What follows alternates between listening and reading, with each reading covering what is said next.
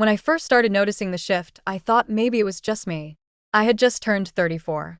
A good job, a downtown apartment with floor-to-ceiling windows, a dog named Luna, and a solid circle of women I could trust with my worst fears. On paper, everything seemed to be in place. But in my chest, something was unraveling, and it all seemed to trace back to a simple, haunting question that had taken root in my mind. Do men even like women anymore? It wasn't rhetorical. It came to me late one night after a second date with someone named Darius. Smooth voice, sharp jawline, good teeth. The date had started well enough. Wine, a bit of laughter, some talk about books and travel. But somewhere around dessert, his demeanor changed. I mentioned that I'd recently turned down a job promotion because I wanted to prioritize balance in my life, something I'd worked years to afford myself. And he scoffed. Says the girl with no husband and no kids, he muttered, swirling the last of his Merlot. I remember blinking, unsure if I'd heard him right. I laughed, thinking he was joking. He wasn't. That night, I sat on my couch with Luna curled at my feet, the city lights flickering behind the glass. I wasn't hurt exactly. I was confused. How had ambition turned into a punchline? And why was it becoming so common for men, smart, educated men, to speak about women as if we were some kind of obstacle in their personal war with modern life? I didn't always feel this way. I grew up believing in love, not fairy tale romance, but a real kind of partnership. My mother had that with my father. They didn't always agree, but there was respect.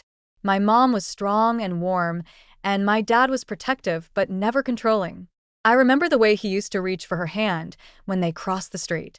He still does, even now that her memory is fading. But somewhere between my 20s and 30s, something shifted in the world.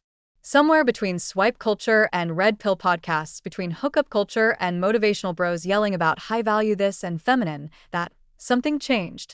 It wasn't just the words. It was the tone. Women are inherently selfish. I heard that in a video that was sent to me by an old friend. She meant it as a joke, something to rage laugh over.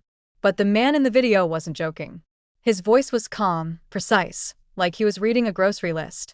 He said women didn't care about family. That we aborted babies like we were taking a walk in the park. That we made money not to build homes, but to avoid needing men. That we used our looks to trap men for resources.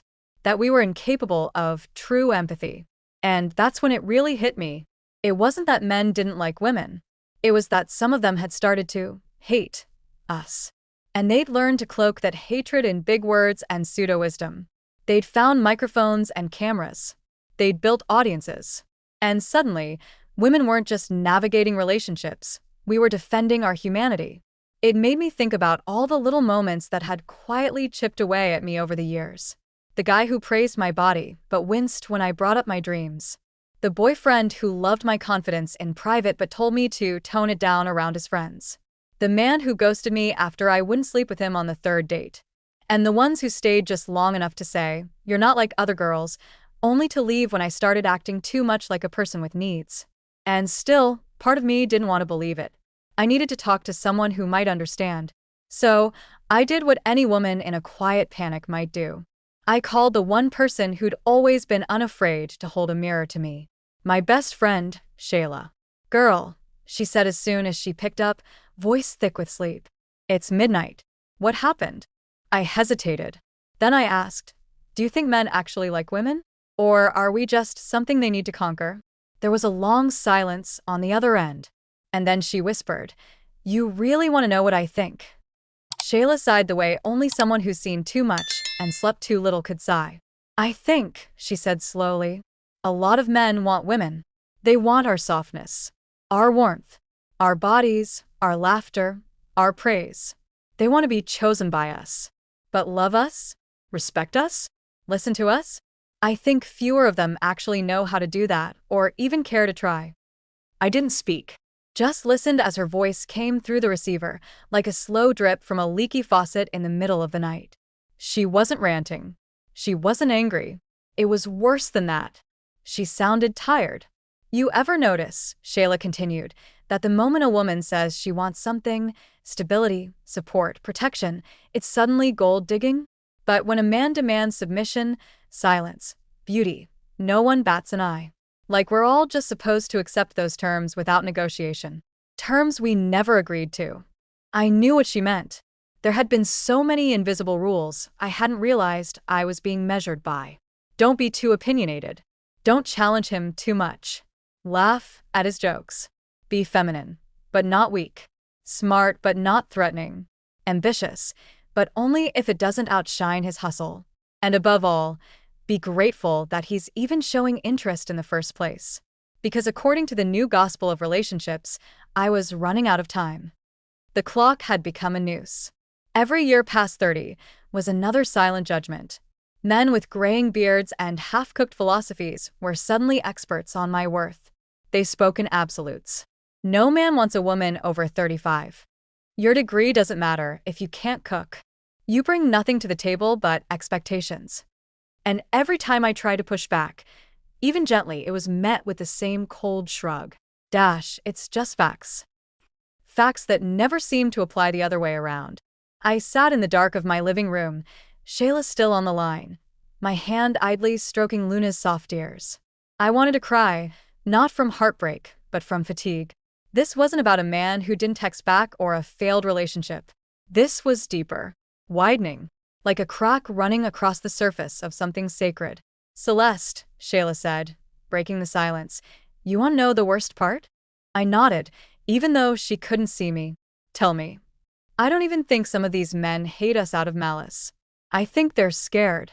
Scared that we don't need them the way they need to be needed. Scared that our independence is a mirror to their inadequacy. And instead of growing, they'd rather shrink us. Her words landed heavy. We'd grown up being told we were the prize. But now, the messaging was different. Now we were told to compete for love. To prove our worth by being less vocal, less opinionated, less independent. And if we didn't play the game, we'd die alone, cold and unchosen, while men half our age flew to Colombia for wives who knew their place. I thought back to Darius, the man from the wine bar, the way he dismissed my life choices, the way his eyes hardened when I spoke about therapy and boundaries. There was no curiosity there, no desire to understand me, just a quiet resentment, as if my self-assurance offended him. Shayla cleared her throat. Look, I'm not saying good men don't exist. They do, but they're quieter, harder to find. You gotta dig through a lot of rubble to reach them. I'm getting tired of digging, I said softly.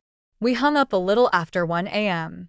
I sat on the balcony, the city humming around me, and stared into the skyline. I didn't want to give up on love. I wasn't bitter, but I was evolving. And part of that evolution meant asking hard questions, not just about men, but about myself. Why did I keep trying to fit into rooms where my voice had to be dimmed? Why did I confuse being chosen with being valued? And why did I let men define the terms of worth when I'd spent years building a life that no one else had the right to validate? I thought of my mother again. How she taught me to fold fitted sheets, stand up for my opinions, and never let a man tell me who I was. A good man, she once told me, will never make you feel like you're too much. He'll make you feel safe being everything you are. I held on to that. But I also knew something else. The modern dating world wasn't built for women like me. Not anymore. Not the soft but strong. Not the kind but bold. Not the ones who had learned to live full lives even without a ring on their finger. And that realization? That's what made everything feel so lonely. Not because I didn't have love, but because I was starting to wonder if the kind of love I was holding out for still existed. I never expected to overhear something that would make my entire view of relationships shift, especially not in a crowded coffee shop where I had stopped for a quick break from work. I was scrolling through emails on my phone when I caught a snippet of conversation from the table behind me. Two men, mid-30s maybe, were talking so loudly I couldn't help but listen.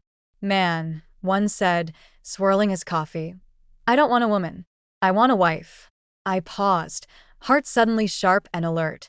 The word wife hung in the air between them like a secret code. The other guy nodded slowly. Exactly. Women these days, they just want to do their own thing, careers, travel, therapy sessions, self-love retreats. I want someone who's mine. Someone who makes the house a home. Someone who supports me, not competes with me. I felt a pang somewhere deep in my chest, a mix of anger and exhaustion. Because wasn't that what I had been trying to do my entire adult life? Build a home, inside and out? support the people I cared about. But the truth was clear.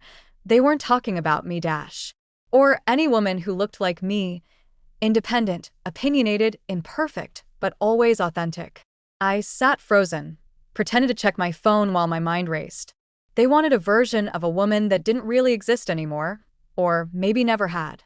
A wife who was quiet, agreeable, and put their needs first. A wife who wouldn't ask questions about finances or feelings. A wife who understood her place and stayed there. I thought about my last relationship with Aaron. He was charming, ambitious, and loved how I challenged him in the beginning. But over time, the real me, the one who pushed for conversations about emotions, who planned her own vacations, who said no when something didn't feel right, became a problem. His patience thinned. The dates became less frequent. The texts shorter. The distance grew, invisible but undeniable. One night, he said to me, almost with relief, "Celeste, I don't want to change you, but maybe you should be someone else. Someone less complicated." I wanted to shout at him that I was me dash, complicated or not. But instead, I just nodded and walked out. Because I realized then that what he really wanted wasn't me. It was a version of a woman who fit his comfort zone. Back in the coffee shop, the two men continued. "Women don't appreciate men anymore," the first one said bitterly.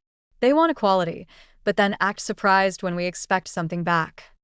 The second shrugged. "Yeah, they want partners, but they don't want to be partners with us."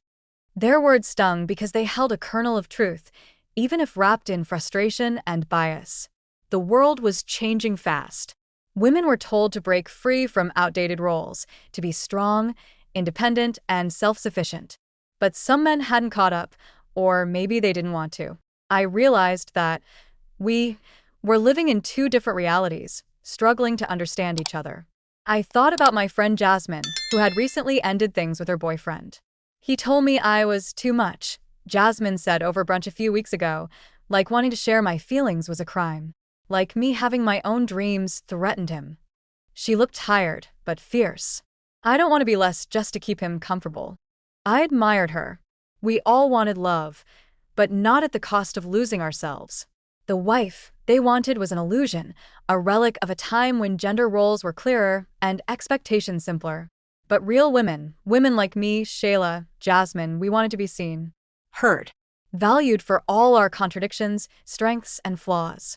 I closed my laptop, grabbed my coffee, and walked out of the shop, the city buzzing around me, vibrant and relentless.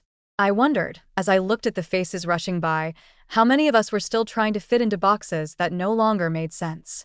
How many men were willing to meet us where we really were, not where they wanted us to be. And how many women were ready to stop shrinking, stop settling, and start demanding the love we deserve, even if it meant standing alone for a while. That night, I wrote in my journal, "I don't want a wife. I want a partner. Someone who sees me, all of me, and still chooses to stay." Is that too much to ask? Maybe it was. But I wasn't ready to give up yet. The idea of independence always sounded so glamorous when I was younger. Like a shining beacon of freedom, a promise that I could have it all, a successful career, a vibrant social life, and a partner who respected me for me. No compromises, no shrinking myself to fit into anyone else's expectations. But living it, that was a different story.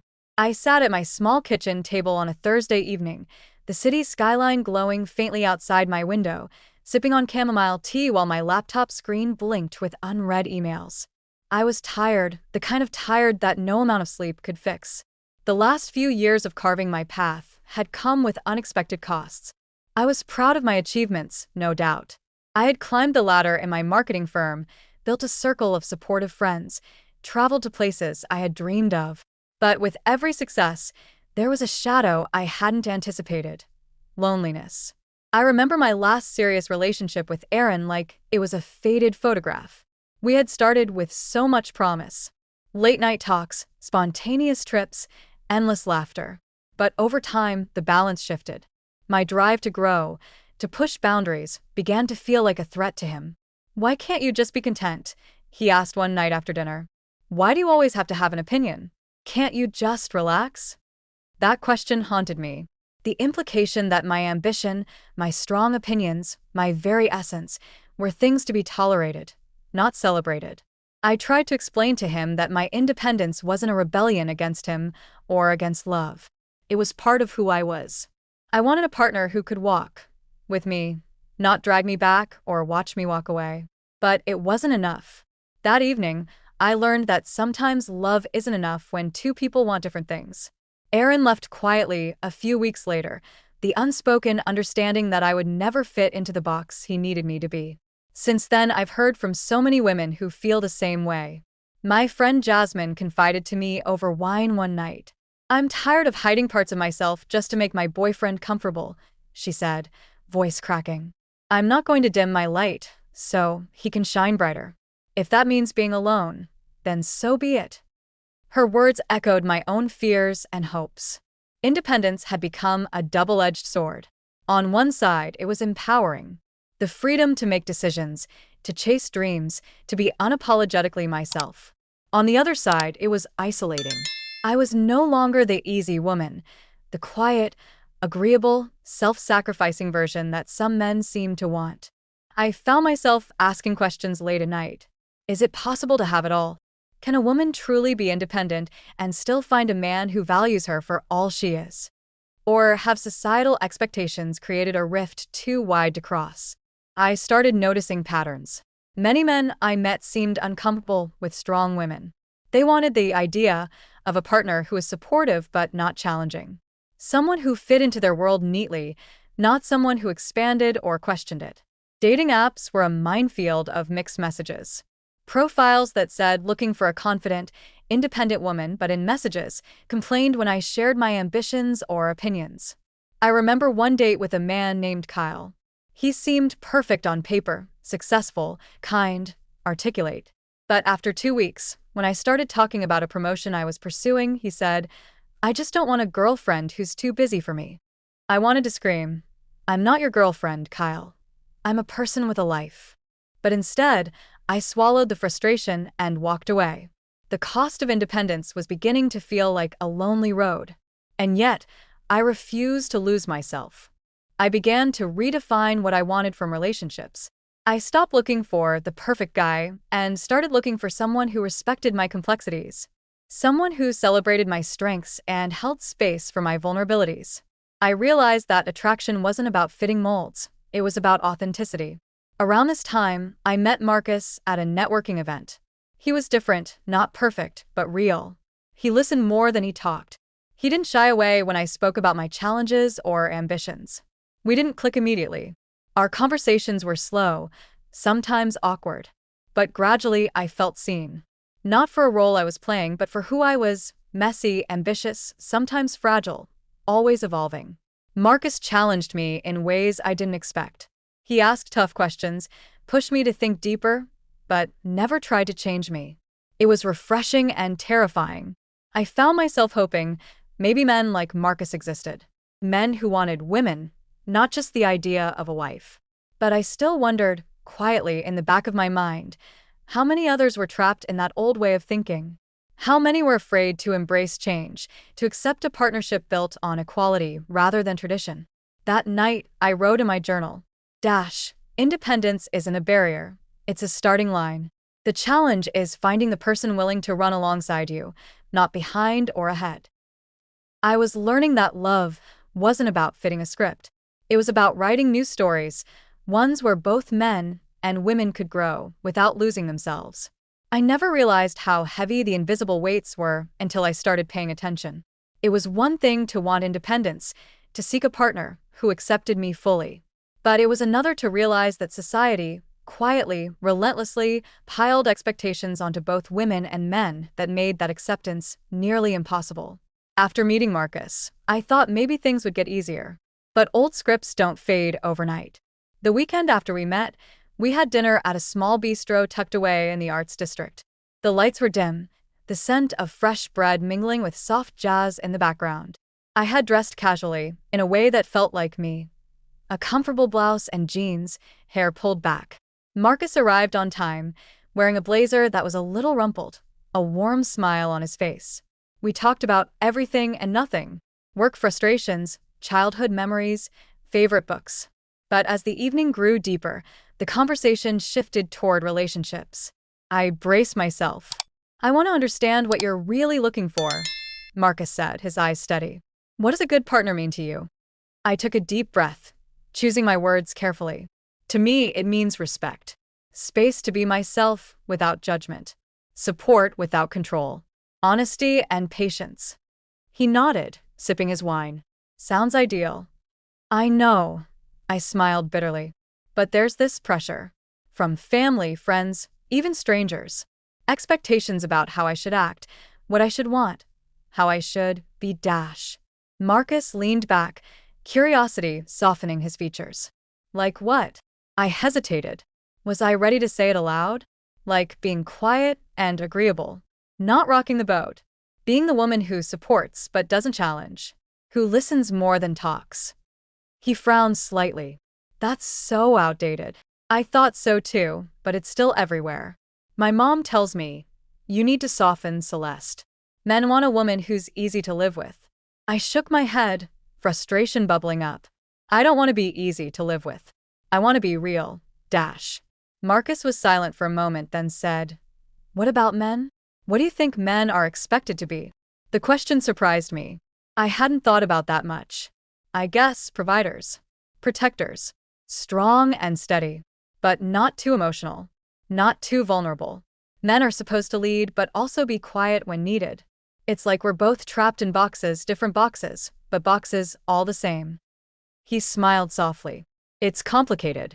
Maybe the boxes are just the wrong shape. I appreciated how he listened, how he didn't try to fix my feelings or argue. It was rare. Over the next few weeks, Marcus and I kept seeing each other. Our conversations grew deeper, the silences more comfortable. But the deeper I went, the more I realized how much baggage both of us carried. One evening, as we walked through the park under a sky dusted with stars, I shared a piece of my past I'd never told anyone. My first serious boyfriend was sweet, but he wanted me to be smaller. I said, voice trembling slightly. Smaller dreams, smaller opinions, smaller everything. I tried for a long time to fit into that space, but I kept feeling like I was disappearing. Marcus stopped walking and looked at me, eyes soft but serious. That must have hurt. It did. And sometimes I wonder if all men want that, a woman who doesn't take up too much space. He shook his head. Not me. I want someone who challenges me, pushes me to be better. But I'm scared sometimes, Celeste. Scared that I won't be enough, that I'll fail. Hearing his vulnerability was like a balm on my own wounds. I think that's the real challenge, I said. Not finding a man who likes us, but finding a man who's willing to be real with us, who can hold his own vulnerabilities without turning away. He smiled, brushing a loose strand of hair behind my ear. We're both figuring it out. But even with Marcus, the external pressures didn't disappear. One Sunday, after a brunch with his family, I found myself caught in a whirlwind of unspoken judgments. His mother asked, so, what do you do again? Are you sure you don't want to consider a less demanding job? His father chimed in, a woman's place is to support the family, not chase a career. I smiled politely, swallowing the lump in my throat. That night, Marcus apologized profusely. I'm sorry. I wish they could see you for who you really are. It's not your fault, I whispered. But it made me realize how many invisible walls still exist between what I want and what the world expects. We talked long into the night about tradition, expectations, and the weight of history. I realized that the struggle wasn't just personal, it was cultural. But I was starting to understand something important. Change doesn't happen by fitting in or fighting against. It happens by standing together dash. Marcus and I weren't perfect, and we had miles to go, but we were willing to try. Because maybe the question wasn't, do men even like women anymore? But, can men and women like each other for who they truly are? And maybe, just maybe, that was worth all the struggle. The weeks that followed felt like stepping into an entirely new world, one I had longed for but wasn't sure existed. Marcus and I kept peeling back layers, learning not only about each other but about ourselves. I discovered parts of me I had buried under years of doubt and expectation. My capacity to forgive, to be vulnerable, to let someone in without fear of losing myself. One Saturday morning, as sunlight spilled through the curtains, I sat on the balcony with my journal, reflecting on everything that had happened. The questions I'd asked myself for so long: do men even like women like me? Can I have love and independence? Started to feel less like riddles and more like invitations. Invitations to grow, to connect, to redefine what love could be. That morning, Marcus joined me, a cup of coffee in hand. "You look thoughtful," he said, settling beside me. "I've been thinking about how far I've come," I said. "How much I've had to unlearn about love and expectations." He nodded. "It's hard work, but worth it." I smiled. "Do you think we're rewriting the rules?" He laughed softly. "Maybe. Or maybe we're just writing our own." Our relationship wasn't perfect. There were still moments of misunderstanding, of old habits creeping in. But there was also honesty, raw, unfiltered honesty that felt like a lifeline. One evening, after a particularly challenging day at work, I came home feeling defeated, my confidence shaken by a harsh critique from my boss. Marcus was waiting for me, a quiet presence in the living room. Without asking, he pulled me into a hug, letting me cry into his chest. "You don't have to be perfect," he whispered. "You just have to be you." Those words wrapped around me like a warm blanket. I realized then that love wasn't about fitting into molds or meeting expectations. It was about acceptance. Acceptance of strengths and flaws, of victories and failures. A few months later, we took a trip to the coast. Walking along the shore, salty wind in our hair, the endless horizon stretched before us like possibility itself. Marcus stopped, took my hand in his, and looked me in the eyes. "Celeste, I don't want to be anyone's idea of a perfect man. I want to be myself, imperfect, evolving, real. And I want to share that with you." My heart swelled. "I feel the same," I said. "I want a love that's brave enough to grow, to change, to challenge the world's expectations." We stood there, two flawed souls choosing each other in a world that often felt determined to keep us apart. That moment felt like a beginning. A promise that love, real love, wasn't about losing yourself, but about finding someone who helps you become more of who you are. Later, I shared the story with my closest friends, some of whom were still struggling with their own doubts. I told them, men do like women, strong, complicated, imperfect women. But sometimes, it takes time to find the right one. The one willing to run beside you, not behind or ahead. And for the first time in a long time, I believed it. Life is never simple. Independence and love often pull us in different directions. But Celeste learned that the real question isn't, do men like women anymore? It's, do we like each other enough, with all our complexity and contradictions, to build something true? And she chose to believe the answer was yes.